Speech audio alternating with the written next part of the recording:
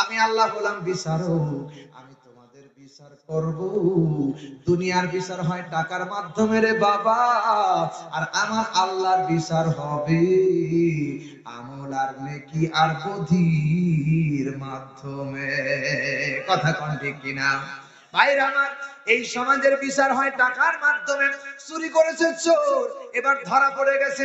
সকাল হওয়ার আগে বাবা চিন্তা করে আমার ছেলে চুরি করেছে, সকালবেলা যদি বিচার হয় বিচারালয়, আমি বাবার মান সম্মান যাবে।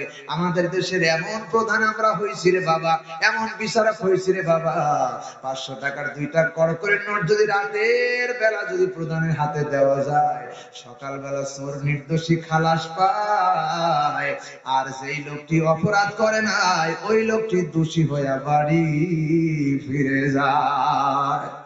কথা কয় না ঠিক না ঠিক? সুতরাং আল্লাহর বিচার ফলো করো।